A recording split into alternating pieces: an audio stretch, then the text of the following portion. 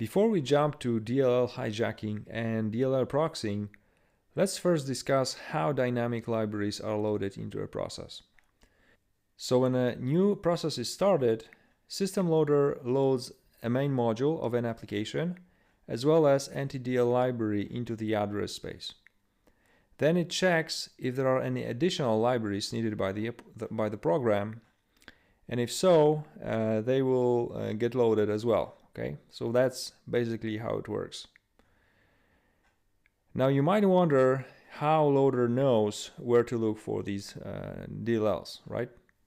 So in Windows, there is a defined DLL search order, and when a specific library is needed, System will look through all the places, one by one, until it finds, the right module and load it into a requesting process. So for desktop apps, the order is following.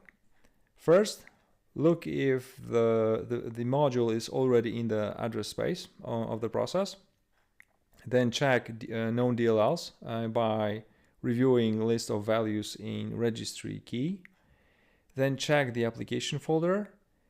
Then check system folders like Windows System 32 for 64-bit processes and Windows Syswell 64 for 32-bit apps. Then Windows System and Windows folders.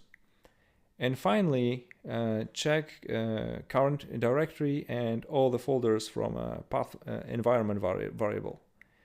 So that's the search flow.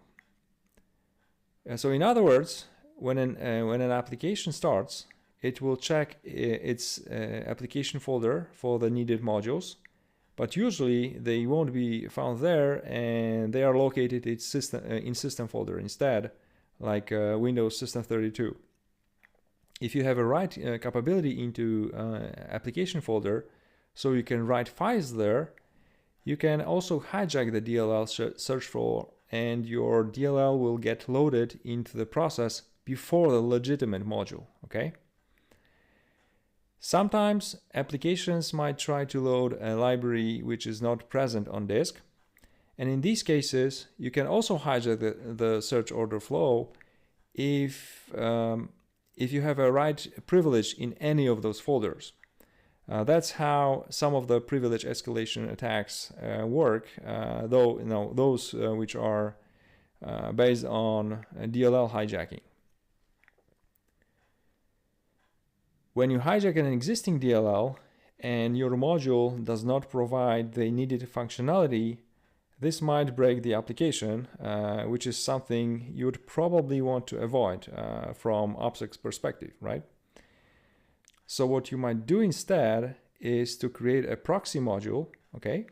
So when the application calls for a specific function your module does not implement, it can forward the call to a legitimate DLL to serve the requested function.